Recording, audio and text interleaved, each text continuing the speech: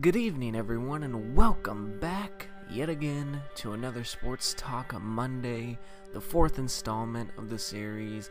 A lot has been going on, so let's get right into it. Congratulations, United States women's soccer. Let's get it. That's right, everyone. They win 5-2, defeating the Japanese women's soccer team, national soccer team. And Carly Lloyd had a hat trick. Very impressive start. I mean, they were up 4-0 at one point in the game, and that was 15 minutes into the game. Just Carly Lloyd again with a hat trick. She played very impressive. Defensively, the United States, even though they gave up 2 goals, they shut down everybody else throughout the entire tournament. Minus the 2 goals against Japan, and in Sweden, they actually held them to 0 goals. Which ended in a 0-0 tie. So other than that, other than the game against Japan, they were perfect defensively, and that all goes to Julie Johnston and Hope Solo, Morgan Bryan, the whole defensive line. And then, Abby Wambach, taking a bow and saying, hey, I'm willing to risk for this team, willing to step down a little bit. And that was great to see, and it's just amazing to see the women's national team win the entire thing, even if they weren't favorites. I mean, Germany was, and we took care of them in the semifinals. So just awesome day to be an American, especially if you are a fan of soccer, especially if you're a fan of women's soccer. So congratulations again to the United States women's national soccer team on winning the 2015 FIFA Women's World Cup. The NBA next season will not be the same. The agent in the market has been signed. LaMarcus Aldridge has decided to go on to the San Antonio Spurs, leaving the Portland Trail Blazers. He was deciding between the Phoenix Suns and the San Antonio Spurs the day before he made his decision, and ultimately went with San Antonio because he wanted to go back to his family who lives in Texas. He was born and raised there. I think that he believes that the best situation he has is in San Antonio, with Greg Popovich, Tim Duncan going in the center position. You have Tony Parker at point guard, Danny Green at shooting guard, Kawhi Leonard, the reigning defensive player of the year. You have all these great surroundings. It's not like Portland didn't have that, but Portland definitely lost that after this offseason. If they would have retained Aldridge, I think it would have been a good situation as well for Aldridge, but he views San Antonio as his best situation, which, I mean, you can't blame him. So he's definitely going after rings. He gets the max 4-year, $85 million contract. So the Trailblazers are really only left with one starter from last year, and that's Damian Lillard. They traded Nicholas Batum. LaMarcus Aldridge goes to San Antonio. Robin Lopez goes to the Knicks. And then Wesley Matthews signs with the Dallas Mavericks along with DeAndre Jordan. Dallas is just looking very good, even if they did lose Monte Ellis. I'll get to him in a little bit, but they get Wesley Matthews, one of the best shooters in the game. They get DeAndre Jordan, the best, in my opinion, the best defensive center. I do believe that he is better defensively than Dwight Howard, the best defensive center, even if he is a little bit offensively challenged. You still have Dirk Nowitzki.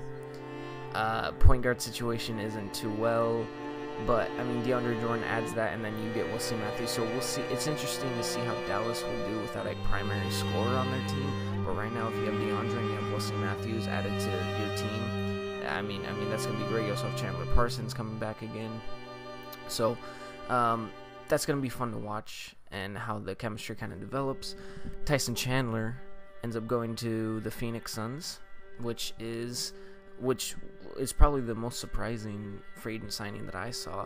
Phoenix tried to make a lot of cap space moves to get LaMarcus Aldridge, and when they signed Tyson Chandler, they used that as an enticement to Aldridge, and they actually almost lured him in.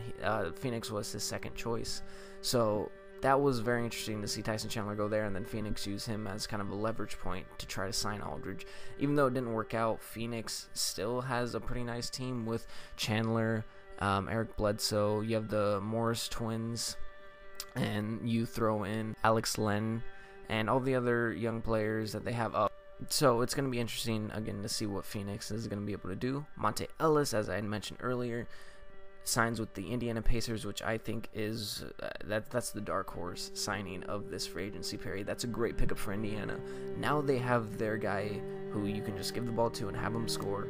Paul George might not totally be himself. We might not ever see the Paul George that we saw before after the injury. And so I think that this is a good signing for them. They might lose David West as well. And then they traded away Roy Hibbert to the Los Angeles Lakers. And that trade, I don't know who loses. I don't know who wins in that situation. I don't think either team really wins or loses. Roy Hibbert's not consistent. He hasn't been consistent since that Eastern Conference Finals against the Miami Heat a few years back. He gives you hype.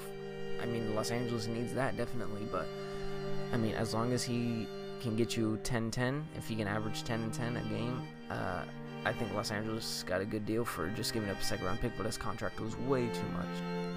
A couple of other free agent signings. You have Greg Monroe going to the Milwaukee Bucks getting max contract. I think that he is getting overpaid. He wasn't really even their first option at center in Detroit. That belonged to Andre Drummond. So we'll see how Greg Monroe does in Milwaukee. They needed, like I said earlier, needed a big man. They got Ilyasova back. They still have Giannis. Jabari Parker is coming back from that ACL tear. So that's a pretty well-developed team. Rajon Rondo signing a one-year, $9.5 million contract with the Sacramento Kings. Again, Rondo going to a team with a not really fully developed system with a lot of young players. He had that in Boston, and it didn't really work out. They ended up trading him, so I like that Sacramento signs him to only a one-year contract. It's just going to be really interesting to see him in Sacramento and what he can do with all of the other guards that are there. I mean, they traded Nick Stauskas, but they still have Ben McLemore, totally not developing. They still have Boogie Cousins. So I believe they drafted Moutier as well. Very guard-driven team, but hopefully Rondo won't become a problem for them and George Karl, who, you know, is kind of on the hot seat for sure. And Sacramento, here's the thing, no offense, but they have just been a terrible team. Minus the Mike Bibby and Chris Webber era, they've been a terrible team for their entire existence as a franchise. So either they're going to get relocated or something needs to step up this year, and Rondo might be the answer. Rondo might make everything worse. Miami Heat re-signing players. Last year re-signed Chris Bosh. This year re-signing Dwayne Wade to a one-year, $20 million contract. Like I said, he needed to be paid. They paid him. Luol Deng and Goran Dragic are also coming back. You also have Tyler Johnson and Justice Winslow, very young guys who can help out. Now all they need is a big man.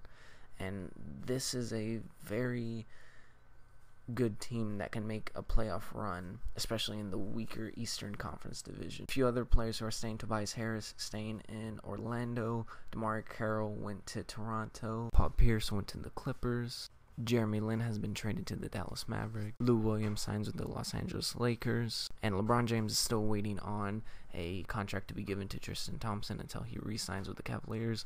A lot going on in the NBA. It's going to be an exciting season. Thank you all so much for watching. Again, please like, comment, and subscribe, and share this video. Please support me. Love you all, and I will see you soon.